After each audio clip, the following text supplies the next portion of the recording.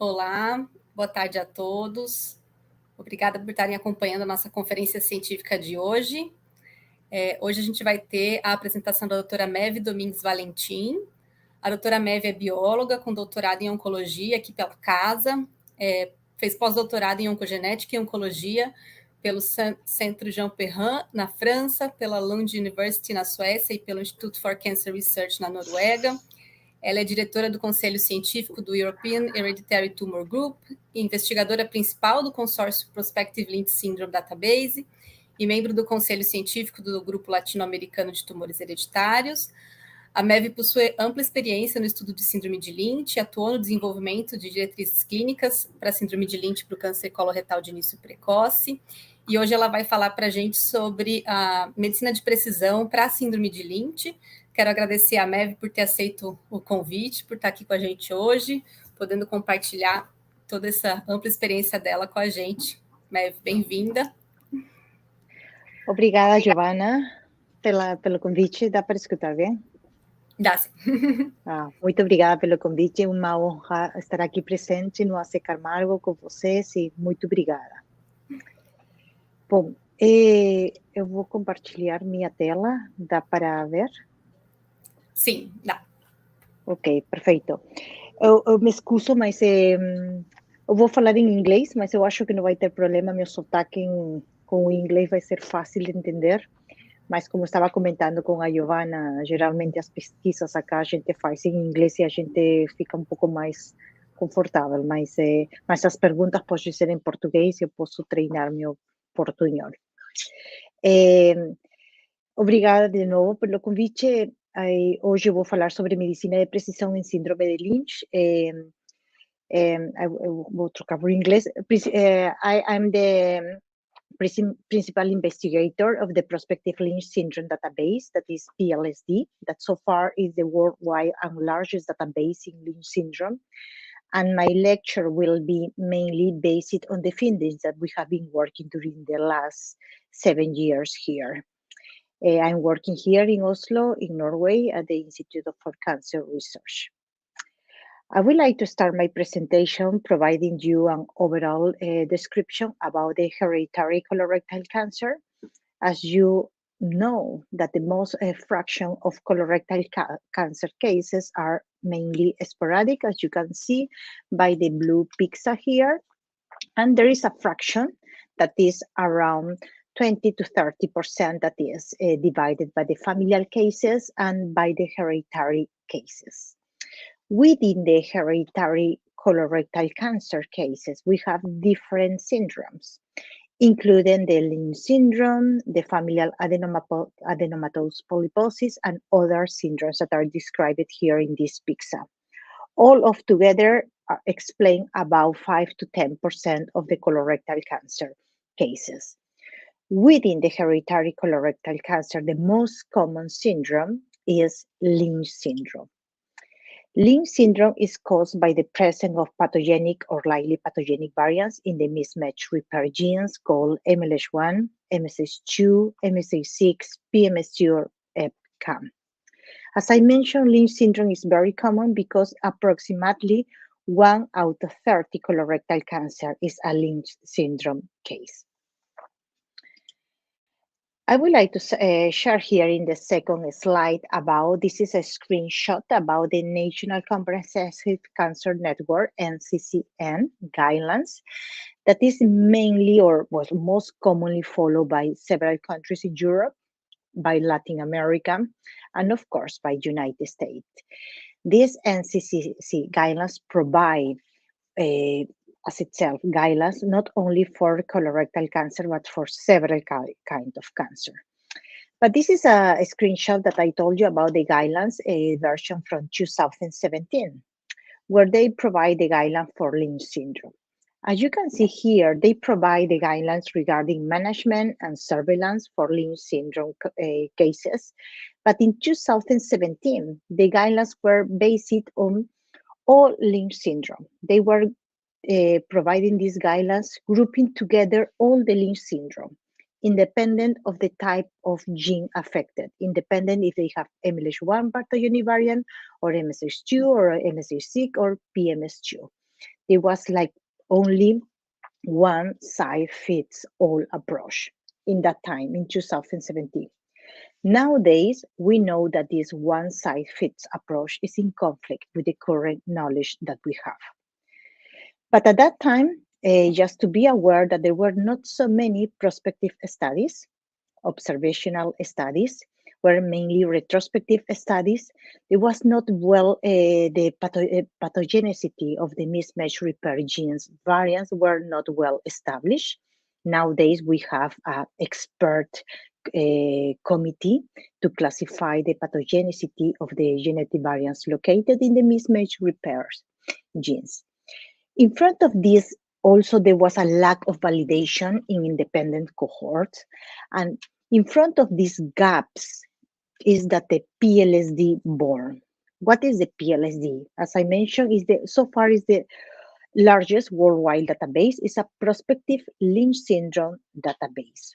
It is an Orion initiative that was created by Paul Moller, a medical geneticist here from Norway. And now the PLSD is part of the European Hereditary Tumor Group, EHTG. The objective of this database is to provide more precise cancer risk according to the gene and gender. We also describe survival after cancer and determine the effects of intervention.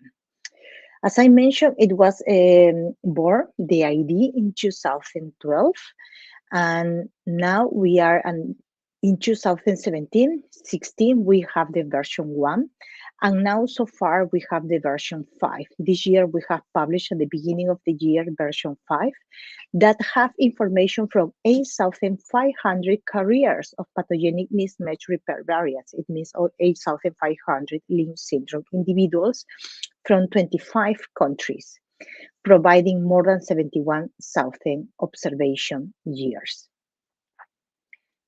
In this slide, I hope that will be a little bit visible, but it's just to show a representation from the collaborators of the PLSD database. As you have here, it's a lot of numbers. I cannot see maybe the numbers here, but as it was an Norwegian initiative, it was created to be at the beginning only at European level.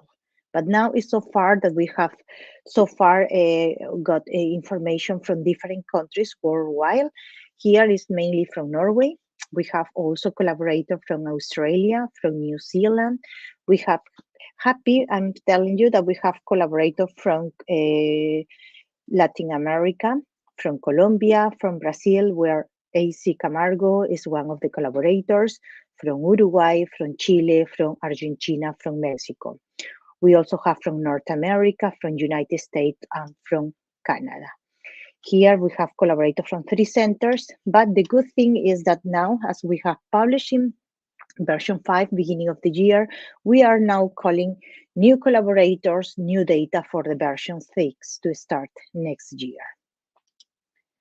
Here in this table is just a description about the participating countries here, the 25 countries participating, the number of cases of each country have participated, and the follow-up years and the age at inclusion. Here is that the data, our data is so robust that we could, in this version 5, to stratify the gene by gender for all the genes, but including for PMS2. In our previous version, we could not be able to stratify by gender for the PMS2 carriers. As I mentioned what was the objective of the PLSD is to provide more cancer risk precise according to the gene and gender.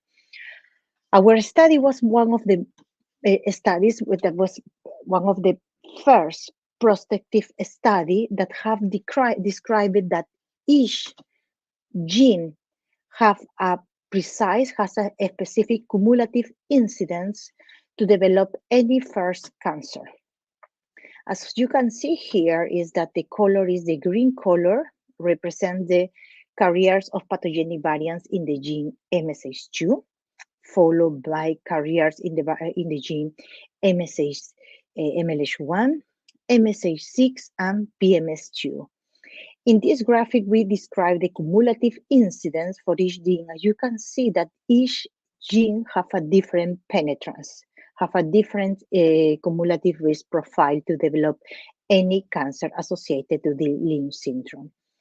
The main message here in this figure is that MLH1 and MSH2 are the highly penetrant genes that provide more than 65% cumulative risk to develop any first cancer in Lynch syndrome, followed by MSH6 and PMS2.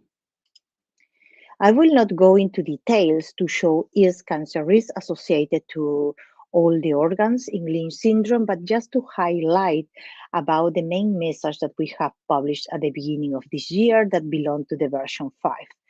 We have published and we are stressing now about that. Gynecological cancer is the most frequent cancer in females, carriers of a pathogenic mismatch repair variants.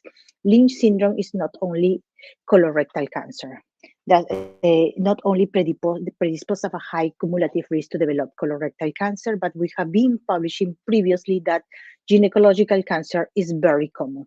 But it's not only that now here we have described that gynecological cancer, we are talking specific endometrial or ovarian cancer, is more frequent than colorectal cancer for females that carry a pathogenic variant in MLH1, as you can see here, 43%, 54% for MSH2 carriers, 50% for MSH6 carrier, and 26% for PMS2 carriers. Therefore, this that most of the females that carry a pathogenic variant in one of these mismatch repair genes diagnosed with gynecological cancer don't have any other cancer before. It means it's the first cancer. Therefore, if we want to prevent, if we want to prevent colon cancer, we first need to cure the gynecological cancer first. And as my presentation said, this information, this piece of information, how to apply to provide more precision medicine to the patients, how is the application, the translational? We know that risk-reducing surgery include hysterectomy and oophorectomy. These two approaches prevent gynecological cancer in women with Lynch syndrome. And so far is the only preventive approach that is recognized to be effective. Within the PLSD setting, we could be able to try to understand how this approach is used or is applied in females that are Lynch syndrome. So far, we investigated this, and we decided we report this study we have reported 2 years or 3 years ago, where we described that there was a little benefit that is gained when performing risk-reducing surgery in females before 40 years of age. Specifically, premenopausal oophorectomy in carriers of pathogenic variants in MSH2 and PMS2 has no measurable benefit for mortality. Our study was in line with the Manchester group, led by Emma Crosby. That this was one of the first group that we were trying to provide the guidelines for gynecological cancer in females with Lynch syndrome. But in order to be equal about regarding gender, here I present the picture for males. How is the cumulative incidence for cancer associated to males? That is the urinary tract cancer associated and prostate cancer. This is an interesting picture because, as you can see here, the red represents the presence of pathogenic variants in MSH2 gene, blue MLH1, green MSH6, and purple PMS2. As you can see here, the highest, comparing to the other ones, belong to carriers of a pathogenic variant in the gene PMSH2. That is 40% cumulative incidence to develop kidney, ureter, and or urinary bladder prostate for males at 75 years of age. 40%, followed by carriers of MLH1, that is around 25%, and MSH6. Also, what we have been able to analyze within this, our database, the PLSD, is that as it has been described in BRCA carriers, if there is if exists any effect about the type of the nature of a pathogenic variant, according to is it truncated or missense or aberrant, about the nature of this nature have an effect in the penetrance in Lynch syndrome. This study we published, I think, 2 years ago, where we were able, it was in the version 4, where we were able to try to calculate the penetrance between the two types of variants located in MLH1 and in MSH2. There was truncating type and the missense and aberrant splicing variants. This study here in this table, we have, as I mentioned, categorized the variants in MLH1 and MSH2 according to the type, missense of aberrant splicing, truncated, and few others. What we did, we compared the cumulative, we calculate the penetrance between these variants. And interesting, what we identified is that there was no significant difference between the carriers that have or missense or aberrant, missense and aberrant splicing versus the truncated variant. There was no difference when developed any cancer or colorectal cancer or endometrial cancer. It means our studies, this study doesn't reflect the difference in cumulative incidence for BRCA carriers according to the nature of the type of the pathogenic variants. In Lynch syndrome, so far, we haven't described this difference in according to the cumulative incidence of cancer by gene and the type of the genetic variants. But if we wrap all of together these years that we have been trying to describe more precise cancer risk to each according to the gene gender, this figure summarizes all our findings during the last years, where we were able for the first time to describe more precise cancer risk according to the gender, for females in pink and for males in blue. Second, according to the organ that is associated to Lynch syndrome, brain, stomach, colorectal cancer. Here is lacking the small bowel, bile duct, pancreas, urinary tract, ovary, endometrium, and prostate. And according to the type of gene. As you can see here, for brain, we have been described for each, according to the females and according to the male for each gene, MLH1, MSH2, MSH6, and PMS2. I forgot to mention that we have described a good survival, 10-year survival for carriers of a pathogenic variant in any of the genes for colorectal cancer and gynecological cancer, more than 80% survival. However, in our last study, we are stressing about the low survival that we have been identified for pancreas, for the urinary tract. And also I would like to highlight here that, for example, urinary tract, we are also stressing, if you see here the numbers, that it comes out a lot of that carriers of pathogenic variants in the gene MSH2 for male have 25% cumulative incidence to develop this cancer at age 75 years, and for females, almost 24%. Also interesting here, if you see prostate cancer for males, and you see a specific for the gene MSH2, you have a cumulative incidence of 24%. Therefore, as we have been defined, described, reported, this more precise, you can see in our studies that we are describing that there is a different profile according to the gene. For that, we are proposing that now that Lynch syndrome is not only, we cannot group as only one clinical entity, because you see that each gene provide a specific cancer risk. Therefore, now we are calling that they are the 4 Lynch syndrome instead of 1 Lynch syndrome.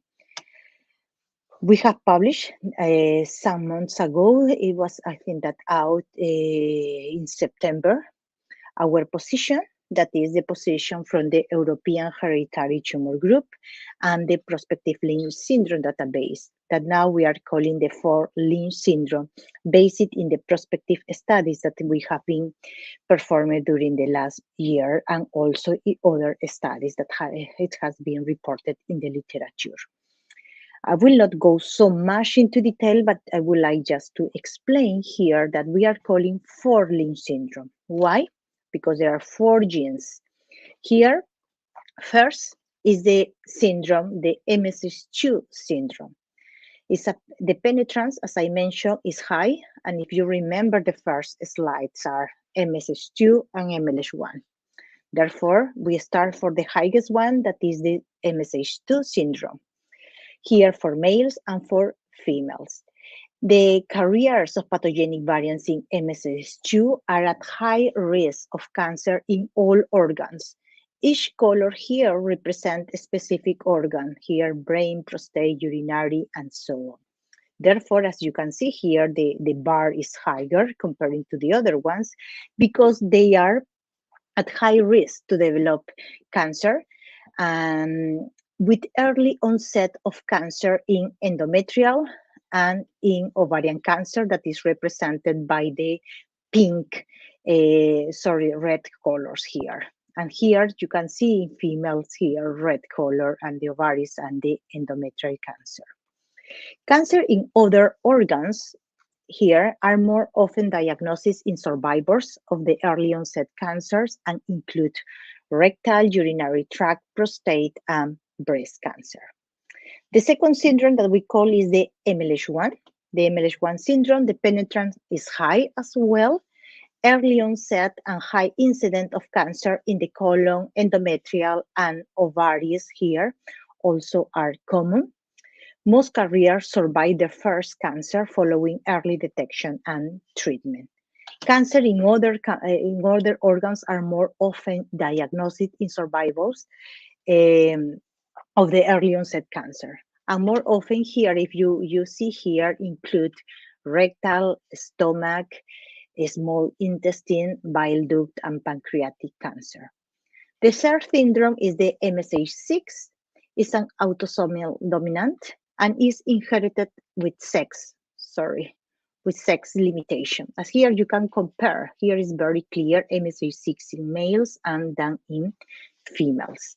That is a difference between our here when MLH1 and MSH2 here.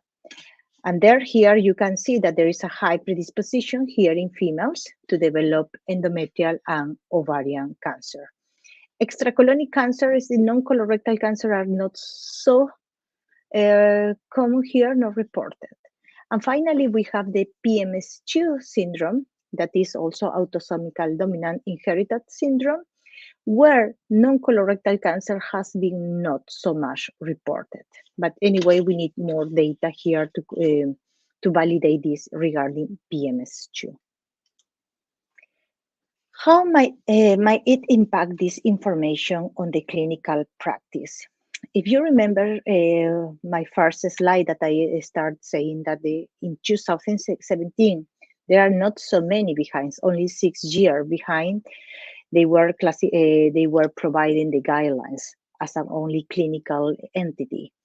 But I'm happy to tell you that from 2021, the NCCN guidelines provide the recommendation for the surveillance and prevention strategies according to each gene, MLH1, MSH2, MSH6, and PMS2.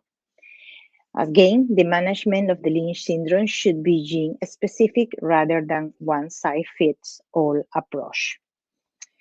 Also, it has been applied not only in North America at the NCCC guidelines, but also at the European level that we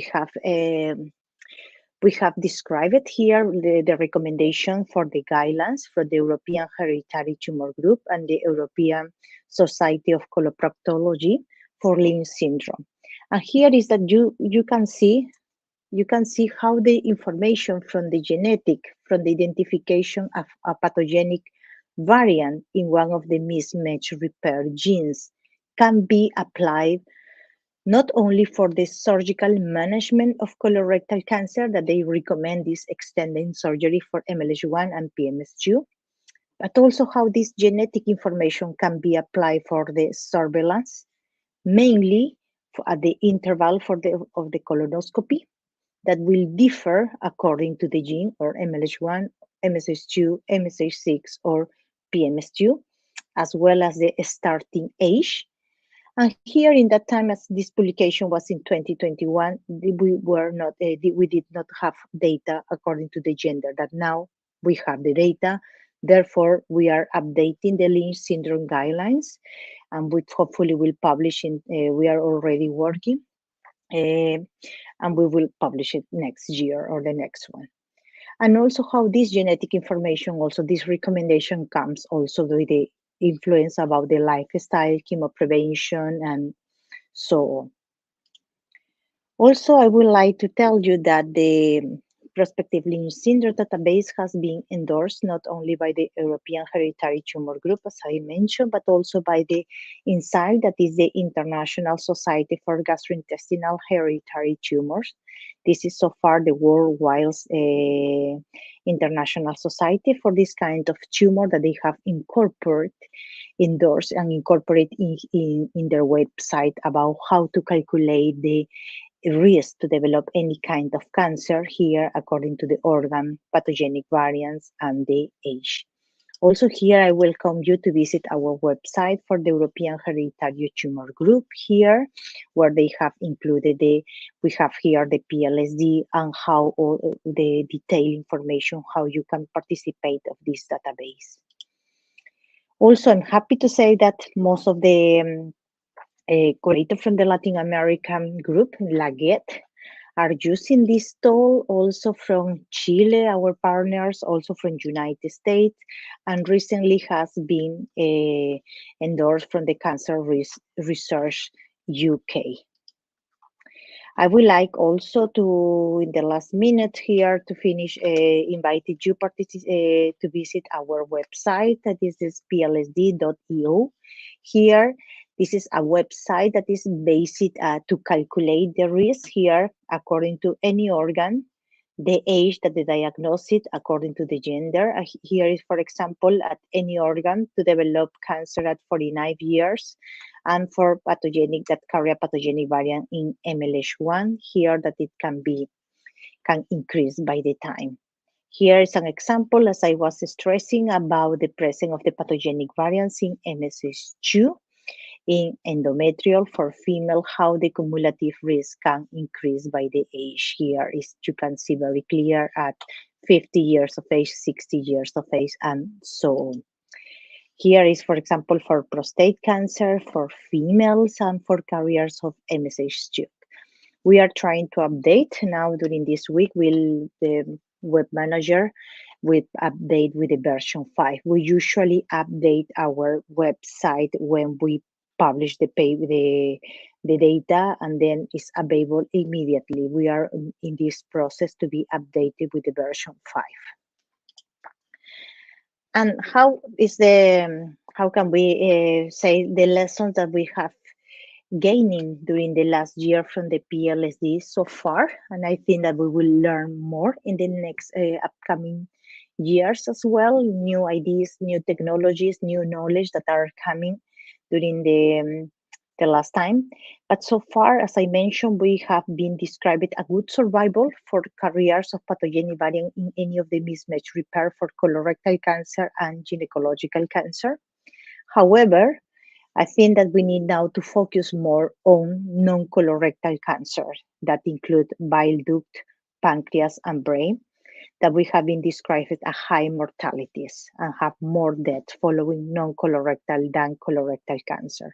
Now that we are in the precision medicine area, the prevention of the treatment of this non-colorectal cancer should be a prioritized for Lynch syndrome.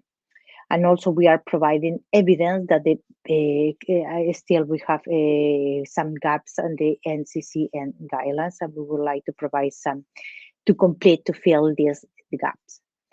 I would like to finish my presentation acknowledging all the PLSD collaborators that make it possible this study, and also hear from the Institute for Cancer Research that allow us to make this huge collaboration worldwide, and also welcoming all new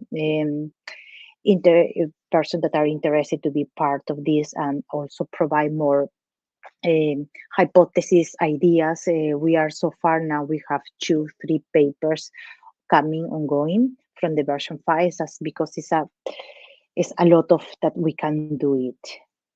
With that, I would like to thank you for your attention.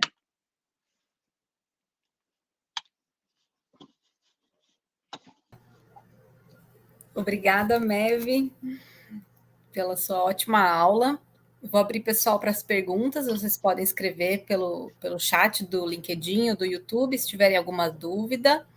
Enquanto o pessoal escreve a aula, eu tenho algumas perguntas, na verdade, de perspectivas também, um pouquinho, né, Mev?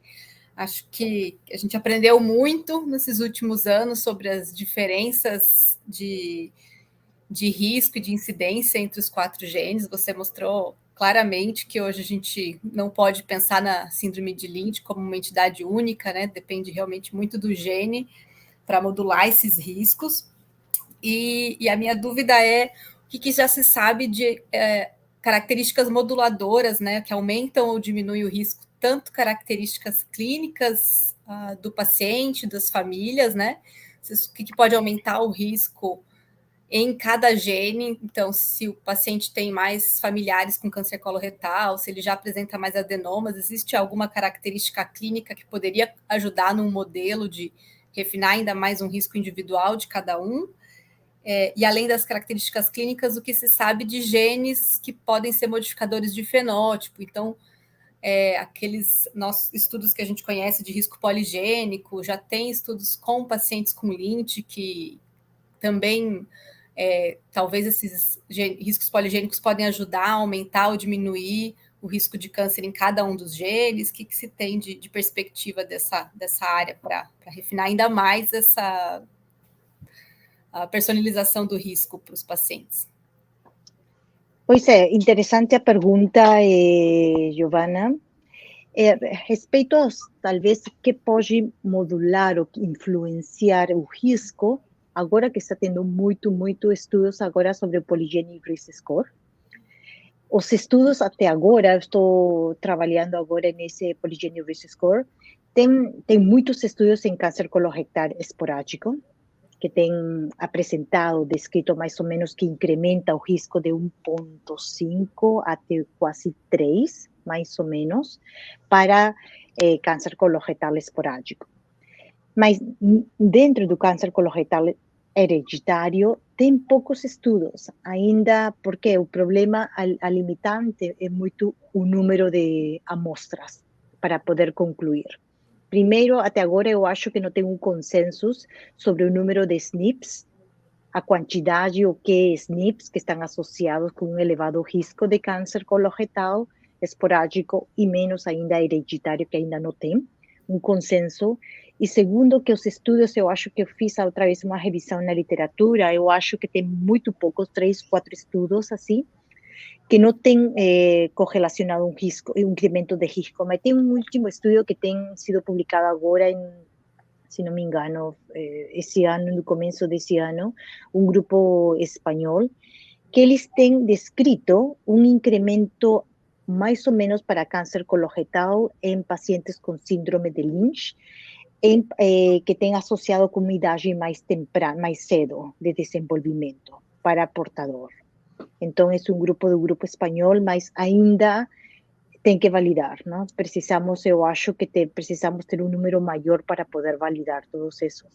E também outro possível modulador do risco para câncer ou para síndrome de Lynch é o HLA, que tem um grupo que você sabe, que é o grupo de Heidelberg em Alemanha, que estão associando, é um consórcio agora que apresentaram resultados preliminares e que tem uma possível correlação eu acho que era HLA, não me lembro exatamente o tipo do HLA. Então, existe sim, existe, mas ainda eu acho que não está totalmente definido qual é exatamente enquanto incrementaria ou não o risco, a parte da presença de variantes patogênicas no gene de reparação do DNA. Ótimo, obrigada, Mary. A gente tem uma pergunta aqui no chat do Zé Cláudio, nosso chefe do departamento de oncogenética aqui do hospital. Ele coloca: parabéns, Mary, está muito feliz de te ver. Gostaria de perguntar sobre a redução de riscos em Lynch com amido resistente e modificações do microbioma intestinal, né? Teve um trabalho recente do grupo que faz os estudos CAP2, CAP3 com aspirina, né? Que mostrou essa também influência do amigo resistente. Como é que a gente sabe disso e dos impactos de modificação de microbioma intestinal? Você pode comentar um pouquinho. Obrigada, José Cláudio, prazer te ver online, é um prazer, realmente estou muito contente aqui participar do A.C.Camargo, desse seminário. Do microbiota, é difícil, né? Eu acho que ainda não tenho encontrado ainda o perfil do microbioma associado com Lynch Syndrome, no meu conhecimento eu acho que não. E com prevenção do CAP3, o trabalho é muito grande, desenvolvido por John Barnes, mas eles têm as recomendações, eles fizeram as recomendações para pacientes com Lynch Syndrome, mas eu acho que estão recrutando mais pacientes, eu acho que vai ter um resultado mais preciso daqui uns anos. Ainda eu acho que não está totalmente definido, mas tem a recomendação de tomar aspirina, ajuda a diminuir o risco, né? Mas não tem exatamente, eu acho que está nesse processo, você sabe que é um estudo que toma muitos anos para poder exatamente definir, e isso dá para perceber também na prática clínica, não? Que não todo mundo providencia ou sugere tomar aspirina porque não tem um consenso ainda. Eu acho que o CAP, quem vai estudar, quem vai poder clarificar, vai ser o CAP consórcio, mas eu acho que vai tomar ainda alguns anos. Eu acho que nesse trabalho de amido resistente o que foi mais surpreendente é que a redução eles parece que viram em câncer extracolônico, né? Não foi nem em tumor coloretal que houve aparentemente essa redução um pouco de risco. Então acho que realmente são análises que eram secundárias ao estudo e que a gente ainda precisa aguardar a finalização, estudos maiores para entender. A gente tem só um comentário da doutora Nirvana dando parabéns pela aula. Acho que uma outra dúvida minha, Mev, não sei se você também sabe de estudos que estão vindo aqui, o que a gente pode esperar de novas estratégias de rastreamento para detecção precoce de câncer coloretal e outros tumores em síndrome de Lynch, se já tem estudos mais recentes utilizando biópsia líquida ou outras estratégias de análise de DNA em sangue fetal, ou, enfim, algumas outras estratégias de detecção precoce, uma vez que a gente sabe que, né, também pelos trabalhos do PLSD e outros grupos, que a colonoscopia é muito eficiente em detectar precocemente os tumores, mas talvez a gente não tem aquela prevenção que se imaginava, né, com a retirada de adenomas, pela característica de alguns tumores de não ter o adenoma tão claro inicialmente. Então, o que a gente tem de trabalhos novos, prospectivos, talvez, de intervenção? Assim? É um tema polêmico, né? A colonoscopia. É um tema polêmico, sempre tem críticas nos trabalhos do PLSD, sempre, que falam, mas eu não posso deixar de comentar, lógico, a gente tem descrito isso, mas também tem um grupo que argumenta que é também a qualidade da colonoscopia, né? A qualidade que é importante, que eu creo um grupo muito espanhol, muito bom nisso, que tal dizem isso. Mas respeito ao diagnóstico, sim, aqui, bom, tem muitas iniciativas aqui com a biopsia líquida para detectar câncer coloretal, mas tem marcadores para biopsia líquida e principalmente para utilizando sensibilidade de microsatélites em biopsia líquida, mas agora estão focando muito nos cânceres não coloretais, não fora do cólon, não? E é muito agora biopsia líquida, por exemplo, agora tem estudo que estão, eu acho que está dando bons resultados para câncer do trato urinário.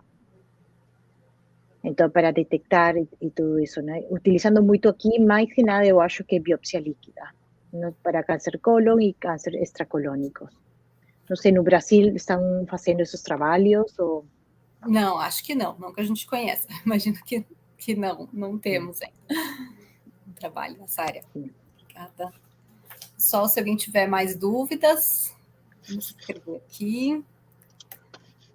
Mev, não sei se você quer comentar alguma coisa a mais sobre os nossos estudos colaborativos da América Latina também, nossa tentativa de avançar mais na área aqui na América Latina. A gente sabe que há muito tempo a gente tem o rastreamento universal, né, das proteínas de reparo para câncer coloretal, também para endométrio, começando mais, mas a gente ainda tem uma dificuldade de acesso diagnóstico final ao teste grande nos países da América Latina, né? Então, iniciativas para incentivar, para aumentar o diagnóstico, acho que são super necessárias ainda. E um desafio para os nossos países. Então, o que você vê também de perspectiva de melhoria? Não, comentar assim que eu gostaria muito de, talvez, grupos do Brasil, da América Latina participem em esses estudos prospectivos, consórcios, que são grandes, porque assim, justamente para responder às perguntas, a gente precisa mais dados. É todo um processo também, não? Manter essa base de dados, a curação, verificar um equipo detrás disso, né? Não sou eu, não eu sou o Paul Moller, que ele começou tudo isso, é um equipo detrás multidisciplinar, que permite ter, e não começou ontem, né? Começou faz muitos anos atrás, a partir de uma ideia, e agora ver, assim, propor os 4 síndromes de Lynch, não é uma coisa que toma tempo, toda a pesquisa, não? E agora que a experiência também que é multidisciplinar, não é só oncologista, não é só gastroenterologista, é biólogo, que é muito importante, é matemático, bioinformático, enfermeiro, conselheiro genético. Então, somos um equipo completo e diverso, patologista. Então, eu acho que eu acho que já não estamos nessa era, né, que só focar no que a gente faz, e não temos que colaborar, temos que abrir nossos conhecimentos, adquirir novos conhecimentos de cirurgia e cirurgião. Quem é muito ativo no PLSD é um cirurgião da Finlândia, Tony Sepala. A gente interatua, colabora muito de perto, então é muito enriquecedor isso, que não tem barreiras, né? Então, eu acho que é muito importante, muito legal, na minha experiência na Europa, colaborar, liderar toda essa base de dados internacional é algo muito importante, que aqui a gente tem uma opinião, o background é respeitado desde o ponto de vista genético, desde o ponto de vista matemático, estatístico, que é, nossa, super valorizado aqui, né? Então, e o cirurgião que vem com ideia, então, isso é muito legal, essa interdisciplinaridade que existe na equipe, mas e também assim, outra coisa que a gente está aprendendo, que aprendo também, é se tem gente que tem feito isso, não vamos começar tudo de novo, né? Vamos colaborar, vamos perguntar, né? Quem que faz biopsia líquida, quem que faz isso, para que eu começar tudo de novo, que toma tempo, e a gente no final quer que nossa pesquisa seja aplicada, né? Que tenha o benefício para o paciente. Então, eu acho que isso, e se eu traslado essa experiência conhecimento para a América Latina, né? É muito legal, temos grupo latino-americano, la GET, que temos vindo trabalhado desde que eu estou no Brasil com o Dr. Benedito, desde o ano 2006, e pouco a pouco o grupo tem ido crescendo, né? E com perguntas, agora somos um grupo de diferentes países de América Latina, a gente está muito contente de você ser parte desse grupo agora, e o que a gente vê nos trabalhos que a gente tem publicado também no nível de América Latina, que tem muita diferença em América Latina. O Brasil, a Argentina, Uruguai, Chile sempre são os países um pouco mais desenvolvidos, por assim dizer, comparado com Bolívia, Peru, Equador, né? Mas tem também agora com a disponibilidade, o preço um pouco mais baixo, eu acho mais acessível do sequenciamento. Colômbia tem crescido durante os últimos anos, muito. Peru está nos poucos, Equador também. Então, eu acho que falta, talvez, bastante, tem uma uniformidade na parte de screening de síndrome de Lynch. Nosso último trabalho, que você sabe, a gente vai tomara que seja o ano que vem, podamos ter a publicação onde a gente tem o objetivo analisar quais são os métodos de screening para síndrome de Lynch em América Latina. É um estudo que está sendo trabalhado agora, que estamos na fase de escrever o artigo, apresentar os dados de uma forma muito interessante, mas o interessante foi que a gente tem 25 participantes, 25 centros de toda a América Latina, que são de 9 países, mais ou menos, e que a gente encontrou? Que a maioria, sim, faz universal screening, para detectar, para identificar. A maioria faz, mas não é um 70%. Bom, é mais ou menos um 75%. Mas tem uma fração que ainda utiliza os critérios clínicos para identificar a história familiar síndrome de Lynch. Mas o interessante também foi que no grupo de que identificaram por universal screening, a detection mutation rate, como se fala, o porcentagem de detecção de mutações em pacientes com síndrome de Lynch, comparando universal screening com o método tradicional, não foi muito diferente. Porque, se bem é certo, utilizam universal screening, tudo, não todos os pacientes são sequenciados. Eles ficam com o resultado da falta de expressão de proteína, microsatellite instability high, mas eles não vão direto para sequenciamento. Então, é um trabalho interessante, mas que mostra a realidade de nossos países de América Latina. Eu acho que é interessante também uma iniciativa, mas está crescendo bastante esses estudos em América Latina. Eu acho que precisamos trabalhar juntos para mostrar, isso não impede que cada grupo faça suas próprias pesquisas, mas eu acho que para ter uma visão geral de América Latina seria interessante, e justamente esses estudos colaborativos para identificar, por exemplo, mutações fundadoras da América Latina, de cada país, do Brasil, que é um país muito rico em quanto a diferentes backgrounds genéticos. Muito bom, obrigada, Mevi. A gente tem ainda mais 3 perguntas, vamos ver se a gente consegue responder aqui nos próximos 12 minutinhos, ou menos, que a gente está com... Desculpa, demorei a responder. Eu vou ouvir seu comentário. Primeiro é da Nirvana, que ainda é um desafio e controverso o rastreamento de câncer urológico, e que hoje se recomenda a rotina de citologia urinária para esse rastreamento. Pois é uma controvérsia mesmo. A gente teve um debate no grupo europeu, a gente convidou 2 urologistas.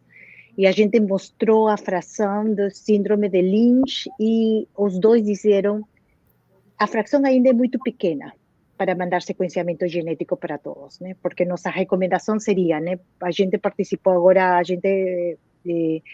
as recomendações para early onset colorectal cancer, não? A gente recomendou que todo paciente com câncer coloretal, independente de história familiar, faça o teste genético.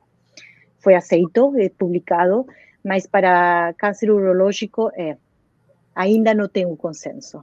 Ainda, o ideal seria, se tivesse esses recursos, fazer o exame genético, né? Mas eu sei que não é uma realidade, inclusive na Europa. Não é custo-benefício, ainda falta evidências, estudos de custo-benefícios, mas vamos ver, a gente está trabalhando na atualização das guias clínicas, pode ser a recomendação, mas vamos ver, mas ainda não tem evidências, é certo. A Dicit, né, ficou feliz em te ver aqui com a gente hoje. Ela queria um comentário seu sobre a perspectiva de imunoterapia em pacientes com Lynch. Pois obrigada, Girce, um prazer e sempre tenho boas lembranças. Minha formação científica, acadêmica, nossa, Girce, muito obrigada, sempre me lembro de você, foi muito importante minha formação com você. Imunoterapia, sim, e também vacinas em síndrome de Lynch. Tem duas iniciativas, tem um estudo agora que está em fase 2, que está liderado pelo United States e também pela Europa, uma colaboração de vacinas para pacientes de síndrome de Lynch. Está avançado, está muito avançado, eu acho que os resultados até agora preliminares estão muito satisfatórios. Eu acho que vai chegar aí. Ótimo. Eu acho que dá tempo da última pergunta, do Felipe. Se já existe, né, alguma recomendação de rastreamento de mutações em todos os pacientes com câncer coloretal, independente da idade, qual a sua opinião? Acho que você comentou rapidamente aí que está vindo essa recomendação, né, na última discussão que vocês fizeram no grupo europeu. Acho que já tem essa recomendação até no NCCN, né? Isso, tem a recomendação de fazer exame teste genético para todos os pacientes menores de 50 anos, independente de história familiar ou não. Tem a recomendação agora. Tem. Acho que nos Estados Unidos eles até comentam fora de qualquer idade, dependendo do caso. Os europeus provavelmente vão ter um cutoff de idade. Você acha que 50 anos é o que vocês estão colocando?